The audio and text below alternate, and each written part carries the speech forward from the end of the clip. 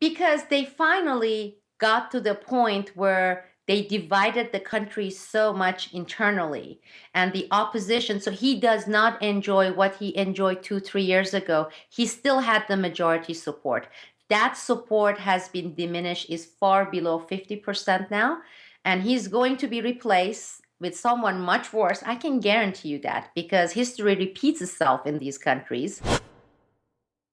You're listening to the Corbett Report. Welcome, friends. James Corbett here, CorbettReport.com. Today is the 22nd of December, 2015, so just about to turn into Christmas. But before we take a Christmas-New Year break at the Corbett Report, I thought it would be high time to get on someone that a lot of people have been asking for in light of recent events. Of course, that is Sibel Edmonds, founder and editor of BoilingFrogsPost.com, to talk about what's going on with Turkey lately. And I think if you've been watching the news at all, you'll have noticed a narrative emerging about Turkey and its relation to Syria and ISIS and its war, brewing Cold War with Russia, its internal battles with the Kurdish element in Turkey, the jailing of journalists and other things getting a lot of attention right now. There's a lot of brouhaha going around about Turkey, and obviously this is something that we've covered with Sibel on this program before in the past. So in order to set the table for today's conversation, I would invite you to go back and listen or re-listen to a conversation that we had a year and a half ago. Sibel Edmonds explains Erdogan's fall from grace, where we talk about the CIA's reverse engineering of Erdogan. From a golden boy, serviceable puppet to the mouthpiece establishment back even 4 or 5 years ago, suddenly becoming the pariah of the international politics in the recent months. And it's interesting to note that change, and it's something that I noted in a recent editorial called "Is Erdogan Being Set Up for a NATO-Backed Coup?", where I took a look at the media coverage that has taken place as of late, and found what I think is a disturbing trend towards vilification of Erdogan across the entire board: the alternative media, the mainstream media, U.S. media, Russian media, U.S. officials, Russian officials. Everyone seems to be ganging up on Erdogan right now. And I suppose we should preface this conversation by saying there are no good guys in international geopolitics, and we are not defending any particular bad guy, but it does seem strange that this is the exact point at which all different forms of analysis are converging, and there's no one that seems to be taking a step back to look at the bigger picture and see if something is being set up right now. So, with all that being said, and with all of that background being in the show notes for this conversation, so you can go and research more about that for yourself, let's bring Sibel onto the program. Sibel, thank you very much for joining us today. And first of all, let me just ask if it is your assessment as well that we are seeing a kind of strange convergence of a lot of different media narratives on this singular point of Erdogan is the pariah on the international stage right now. Absolutely, 100% with you on that. It's to a point of being surreal and being so many-sided. As you can see, Turkey has been so isolated because with what's going on between Turkey and Iran, because that relationship has cooled significantly since the beginning of this conflict with Syria, which started by NATO US operations in 2011, and we covered that. Turkey and Syria, Turkey and Iran, and now, of course, latest Turkey and Russia. And the relationship started really getting frosty, as you know, in 2012, 2013 with the United States and NATO because of Fethullah Gulen and the whole CIA operation and the rift between Erdogan and Gulen, and the Gezi protests that you were covering, and we talked about all that. And I said it's basically time for him to go. But the biggest obstacle the US has been facing has been the popularity of Erdogan up until recently, about a year and a half ago in Turkey, as a preventive mechanism. Well, that obstacle we see that has been removed to a certain extent domestically in Turkey. But with international escalation, we are seeing this incredibly well designed and almost unanimous, as you said, unanimous coverage of vilify Erdogan. Now let's be clear about why this is such an important move by setting up the historical context for this. I mean, is what Erdogan is doing right now objectively any worse than what has been going on in Turkey for decades under other leadership? Absolutely not. And I'm giving a definitive answer here, 100% answer, because I have lived under so many different administrations in Turkey. So, what you had in Turkey since 1980, the United States, NATO, CIA, they massaged and directed Turkish military to for a coup. Yeah, and we had the 1981 coup in Turkey, and we had a military regime which was installed by the United States. Okay, and this kind of continued till 1986, 1987. Then puppets were installed as the supposed elected government, the candidates that were actually forced upon people. And if you look at these people who became prime ministers since 1986, you will see what connects them. All of them almost had citizenship in the United States. One or two of them were high level people in IMF. These are the Turkish people who became prime minister. Then we had this despicable woman, Tansu Çiller. Okay, she became the prime minister. Well, she left the country, she left Turkey, came to the United States because her husband swindled the public. He had a bank, so he got hundreds of millions of dollars, left the bank bankrupt, okay? Very similar to our situation that we experienced here. They came to the United States. She went to Harvard University. They were given citizenship while they were most wanted in, actually that's the husband, in Turkey. And lo and behold, US, CIA, after grooming this woman, they brought both of them back to Turkey. All the charges were dropped against the husband, and she became prime minister, okay?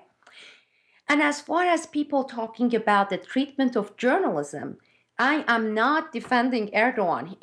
His track record is awful. I'm not defending him in any way. However, during these other prime ministers, the puppets installed, the US puppets installed in Turkey, between 1980 and 2000, we had thousands of reporters disappearing, being tortured, mass jailing of authors and journalists, even poets, okay?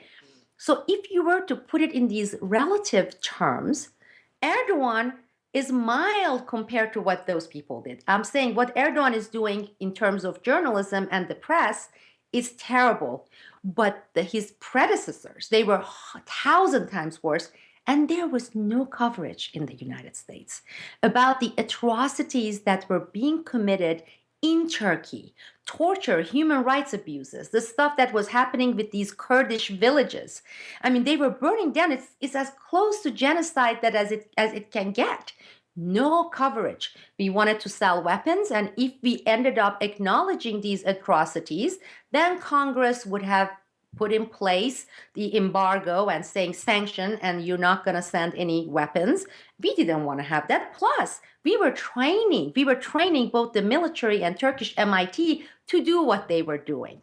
In 1980s, it was to counter Russia, Soviet Union, and after that, it was getting into Operation B Gladio. So again, you are not reading any of those. I'm not talking about you. I'm talking about people in general of what Turkey had before and put it in relative term what you see with Erdogan. And if you were to do that, you would see, even with the horrible deeds that he is committing, it's nothing compared to his predecessors. And we had no such coverage in Turkey. I mean, in the United States, in the United Kingdom, because those were the NATO US puppets installed there. We actually, through coup and installation, we put those people in place. With Erdogan's party, they won elections, okay, fair and square in 1997. Okay, people voted majority for Erdogan and his party, AKP. Within 2 weeks, military stepped in and said, the vote that doesn't count because we don't like these guys. Well, Turkish military, they don't take a piss without getting permission from the United States and NATO. So it was the United States, NATO saying, we don't want this guy. So the rift actually not wanting Erdogan had been in place even before he was elected the second time since 1997. Well, as always, the bright spotlight of media outrage and moral shock is always selectively focused, and here is no exception to that rule. But I guess the question then is, who is pulling these strings at this time? Is it NATO, CIA? Is it Israel? Is it elements within Turkey? Is it the Kurds? Is it Russia? Who's really pulling the strings, and why now? I have to say all of the above because currently Erdogan and the current administration, they're in this many fronted wars, okay? I mean, we talked about, I said Russia with Iran relationship cooling, with the United States, NATO. Well, we have covered the issue of Fethullah Gulen. Well, Fethullah Gulen's network worth $22 billion. And as we know, Erdogan actually, through the court there, the Supreme Court, they actually issued this warrant saying, we want this guy returned to Turkey. And they filed it with the United States government. So we are looking at this $22 billion worth guy who is in the United States. He's wanted in Turkey. He works for the CIA. Do you know what kind of lobby this guy has? There has been some coverage here and there on Fethullah Gulen. Just take a look at the number of senators and congresswomen and congressmen he has pocketed, with direct and indirect bribery. So you get a lot of media coverage that is completely guided, directed by Gulen, who works for the CIA. And of course, you have NATO. And now, of course, Russia has added its voice and has entered. So actually, Russia is siding with these groups, okay, indirectly. So it is many-fronted. And the people you're seeing here, again, I know I have said this before in your program, Kurds, as always, are being used. And they are going to be disposed of all the time. This scenario, this story, or different versions of the same story, has come into play so many times in Turkish politics. It's Turkish both domestic politics and international politics. And I know they feel like right now they have some backing, but they are just a bargaining chip. And they have always been used as bargaining chip and later quashed and destroyed. So some of these figures you see going to Russia and being pat on the back and praises that are being sung here in the United States, in New York Times, etc. They are temporary. As you know, just like KLA and all other organizations, today they would do it. 6 months later, they're going to be listed as terrorist organization by the State Department. So it's going to be short-lived for them. Right now, they are just serving the function of a bargaining chip. All right. Well, let me then push back a little bit on this narrative and say that Erdogan is clearly involved in some manner in what's been going on in Syria. Turkey has been a staging ground and a base of operations for Syrian opposition, i.e., terrorists. It has been a smuggling route for funds, for arms, for fighters. It has been a smuggling route out of Syria through Turkey for oil, and Erdogan's family members are implicated in that in, I think, a credible way. And Erdogan himself is linked to alleged terrorist financier Yassin al-Qadi, who we've talked about before, and other things of this sort. I mean, there's clearly some fundamental corruption going on. And on top of that, I haven't heard Erdogan kicking back against these types of elements within the military or the government that are threatening against him. I maybe that is going on, but why does this not implicate Erdogan himself in what's going on in Syria, for example? For this, we have to go back to 2011 when no one was covering Syria, and we broke the story of Turkey, NATO, US training what the people we call ISIS today in Turkey, in US Air Force Base in Incirlik, in Adana, on the border. So the stuff that you just listed Erdogan doing up until, I would say, 2014, mid-2014, was under direct order by the United States and the CIA that he was doing. And he was doing it under direct order from NATO. So in terms of training ISIS, which was actually NATO troops and US troops actually doing the training in the base, all those were completely done under direct order by the United States and together jointly with the United States. So what happened was This is the United States, they being the United States, they wanted to have a quick Libya scenario with Syria, okay? It didn't happen. We were covering it in 2011. What happened? We ended up with this situation between Ukraine and Russia because then the United States, the CIA, NATO, they had to put the Syria and the whole goal objectives with Syria on the back burner and say, just sit here and simmer. We're going to go and get busy with Ukraine. We have another front, okay? We don't want to fight in many fronted wars. So the focus shifted to Ukraine. Now, when this happened, until this point, everything was being directly ordered to Turkey, Erdogan, and they were implementing it. Well, Turkey, Erdogan found itself in this situation saying, you told us to do this. Now we have 500,000, by then it was 500,000, now it's close to 2 million refugees coming in. Plus, we have basically declared war against Assad. This has wrecked our relationship with Iran and decreased commerce, okay?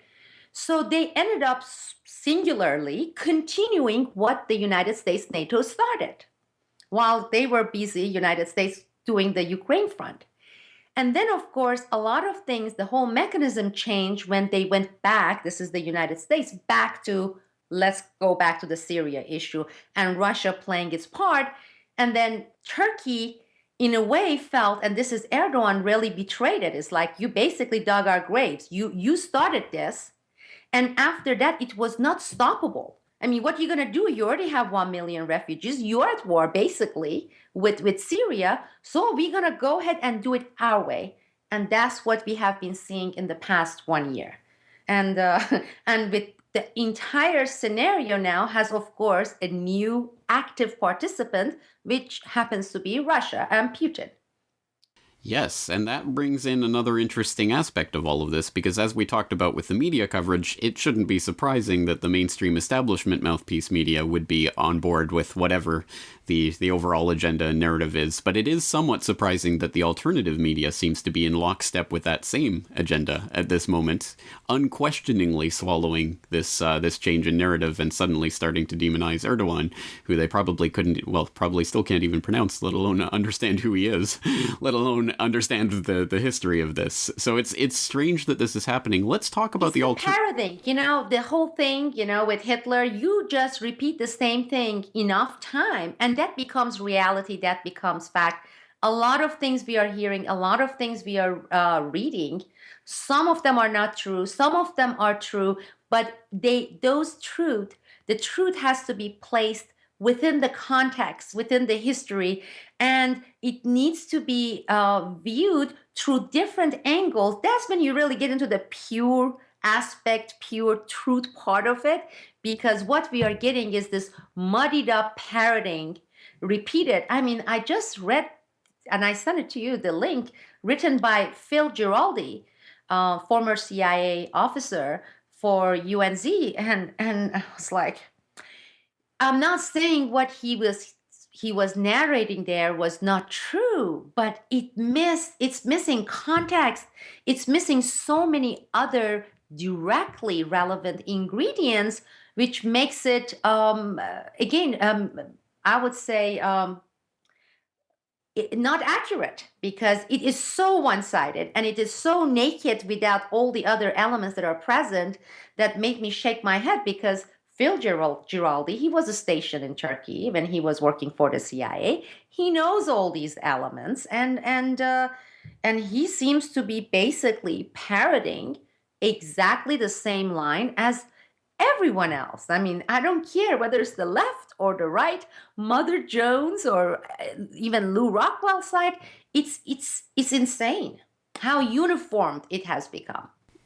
That's right. And a lot of that seems to me to be, of course, not siding with the US, NATO, CIA part, at least openly, but really siding with Russia in all of this. What do you make of the Russia worship that's going on in a lot of sectors of the alt media right now?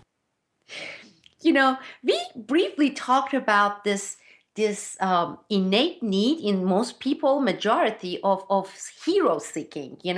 You want to have a leader, you want to have a hero, and if you can't find one, you go create one. It came up when we were talking, you and I, about Greenwald and Snowden, and suddenly this was going to cause revolution, remember? And all the things that were going to change. This was it. This was what people were waiting for. You are seeing it today, in the past, especially year or so, with Russia and Putin. And you know how we always talk about CNN's coverage in 2003, 2004 of Iraq war, you know, shock and awe?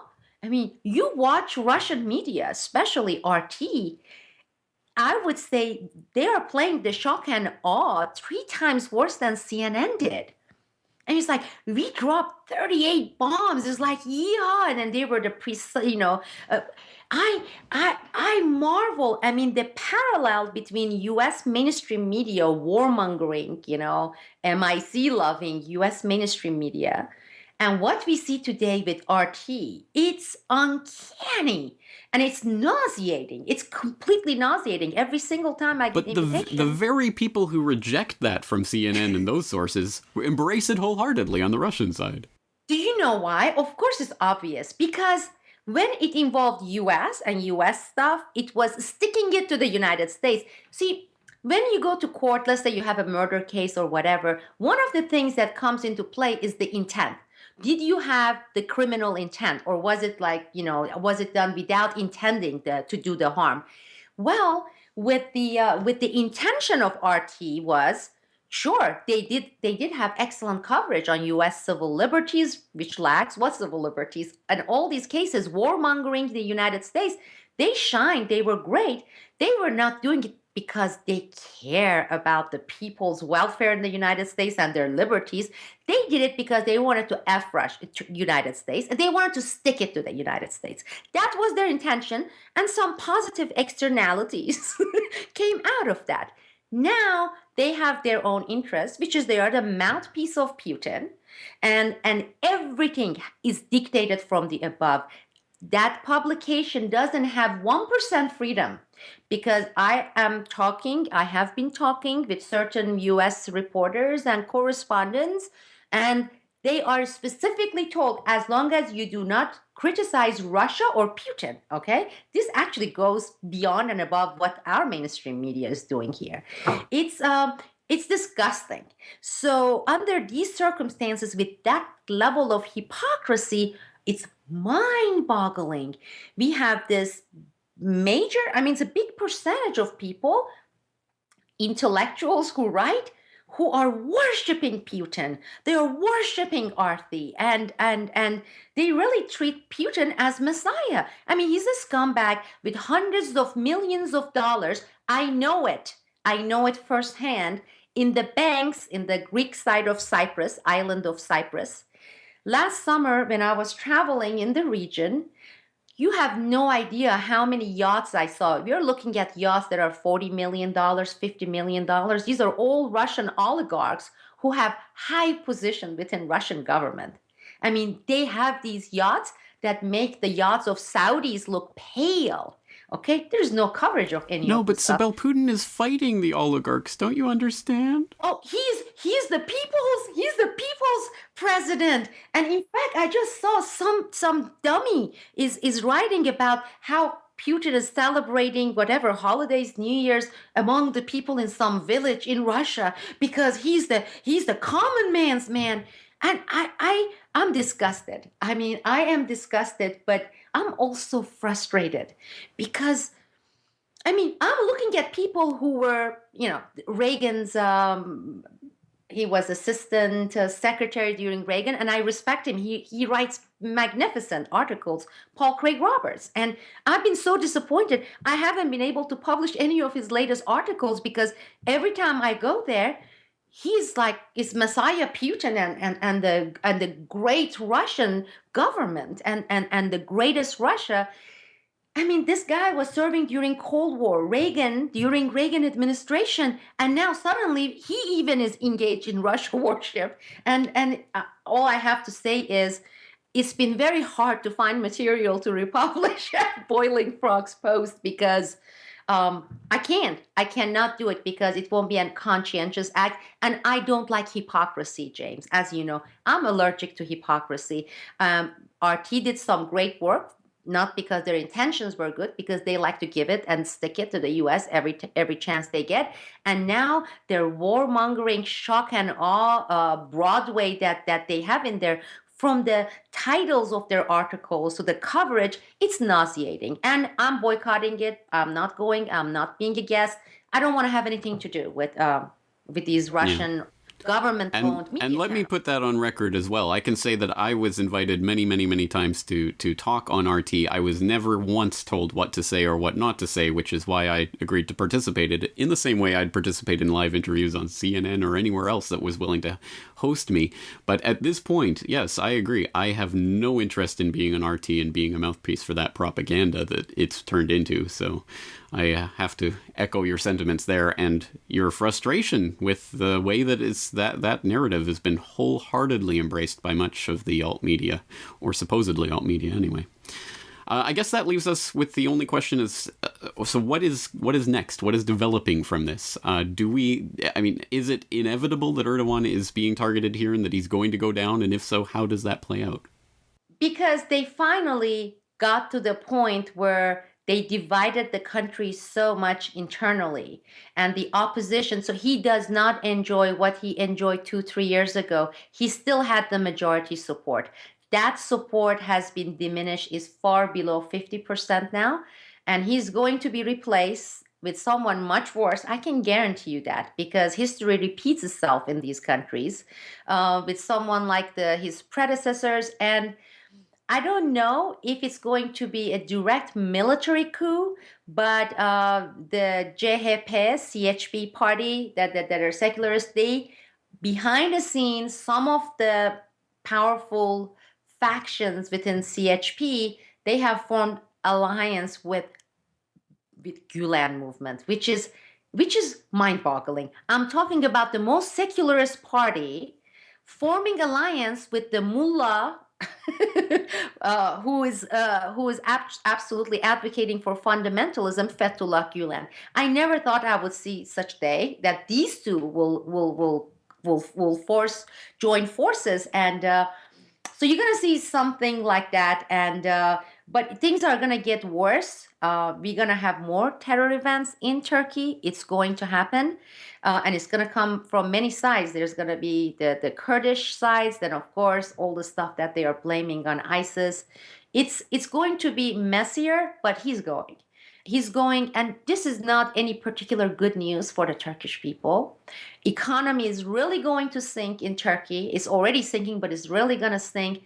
And I'm telling you, and I'm, mark my word here, they are going to end up with someone much worse than Erdogan. I'm not defending Erdogan. Is he involved, he and his son, in some corruption? Of course, I don't doubt that. Did they obey the United States order in creating ISIS? Okay, arming ISIS. This was, where do you think they got the arms? And everything that goes there is from the NATO, from the United States. Yes, they did, but it's not going to be. Things are not going to get better for Turkey, unfortunately. Yes, and when the replacement falls in line with what the US and NATO are asking them to do, imagine all of that spotlight of media outrage is suddenly not going to be shone on that new administration, I imagine. Before we let you go, one other thing that I think we should touch on, because we've talked about the media coverage being nearly unanimous, but there is an interesting blip on that radar that I would like to get your take on. USA Today, back in October, had a report on the Gulen movement secretly funding 200 trips for U.S. lawmakers and staff, and then in November followed up with more evidence of hundreds of thousands of dollars of improper campaign donations coming from the Gulen movement. Why on earth is USA Today covering this, and what do you make of that? It is interesting. I was surprised, really surprised when I saw that article, but I have to give the credit to pretty strong and determined movements. It started with these teachers who started blowing the whistle. These are American teachers, because Fethullah Gulen, Mullah Gulen, also has the biggest charter school chain in the United States. And he's been bringing these teachers from Turkey, etc. But this group, they have been doing great job, and they don't give up. I mean, I know because I'm on their email list, so they have been bombarding reporters, trying to educate reporters, because most of them is like, who's Gulen? We don't know anything about Gulen. And unfortunately, nothing really came out of that, because I mean, the name of these US representatives, I mean, these people should be jailed for treason, okay? Foreign bribery given to congressional US representatives, okay? Of course, we know about Hastert and all the stuff, but at least you would think when it gets into the mainstream media, front page of USA Today, something would take place, right? Even if it's for the sake of appearances, they don't even bother with that, James. It's like, yeah, so what? Now it's kosher, you know? So what? I mean, they're really the level of brainwash, the level of boiling the water and to have the frogs sit in it and not jump has reached that really steaming boiling temperature. The readership, in terms of Americans, we haven't really heard much reaction from them. Nothing happened in Congress. They didn't even go about issuing a statement condemning the article or denying it. They are basically looking Americans in the eye and they are saying, yeah, so what? What are you going to do?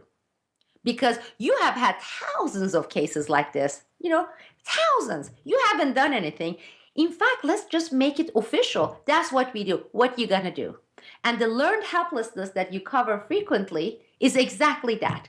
Because you would go and ask any Americans, anybody, they will say it's disgusting. But as far as why don't we do something about it, they will say, well, there's nothing I can do. It's the highest level learned helplessness. And without breaking that, things are just going to get much worse. And I don't know, you and I are going to be doing the same thing, talk about apathy, talk about learned helplessness. And I don't know how we're going to counter this. Well, on a more potentially positive note, we won't leave things there. I know that people are looking for your take on these types of issues as they're developing, but there hasn't been a lot of activity from yourself at boilingfrogspost.com recently because you have been exceptionally busy with what is coming next. Is there anything you'd like to let the audience know before we go? Sure. Well, we had that round table with you and Peter, and that I think was the catalyst, because the next day after we recorded and you published the round table, I declared that I am going to, together with a team of investigative journalists and producers and editorial cartoonists, etc., take Boiling Frogs Post to not next level, but 4 or 5 level higher. I want to have full-time investigative journalists, full-time producers, because a lot of people, they're trying to juggle their daytime jobs, so there's only so much they can do. And with that, I have been working nonstop, from getting a new domain name to creating a new logo to preparing a video that's going to be out there. In I would say after the New Year's, around first, second week in January, I'm gonna announce the new name and the mission statement and the people who are our first tier partners and associates, and the date that we're gonna launch a major, I mean, I'm saying major because it's triple major. It's major Kickstarter, crowdfunding, and we're gonna have a physical presence as well, because I want to set up a studio, recording studio for video, etc. It sounds and it is highly ambitious, but the model that I'm thinking of, and I have been working on it full time, doesn't exist. We have the singular models, and there are some really good ones. And then we have these jerks who are getting either corporate, mega corporation advertisement money, or they are getting the dynasty, Rockefellers and Soros and all these people. Each one of them gets $1.5, $2 million a year. It's none of those models work. And this is going to be something that doesn't exist. And I have been looking, I have been searching, and we're going to need people. It's going to be people-powered media. if I've been looking at these pie charts, and you and I are gonna cover this once we announce this, but of even the ones that are using public, their pie charts, public is not even 20% of their funding.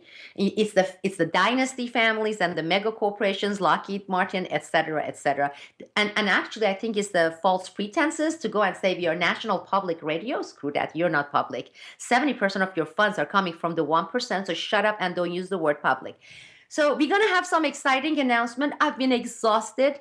This is after the Supreme Court 2006. I kind of started leading quieter life, and I was pretty happy with that. Really, it was kind of, not with the results, but it after all the wars and all the conflicts and the court cases and the fights and everything. So this is the first time in years I have been working this hard and under high stress level in a good way, positive stress, because the stress can become drive. And I usually get energy from stress. I don't try not to let it drag me down. I try to use it as a fuel to move forward. And I think the announcement is going to come from you and I, because it's I just do this quick thing and you can wrap it up. It's I have been talking with people to do this promo video that they need a studio recording so that it's high quality, and I just freeze. I'm like, I have the chemistry. I can do it with James, and I can't do it with anyone else. So I'm even working on that. So it's going to be very exciting. Well, no one is looking forward to it more than me, but I hope other people are looking forward to it as well.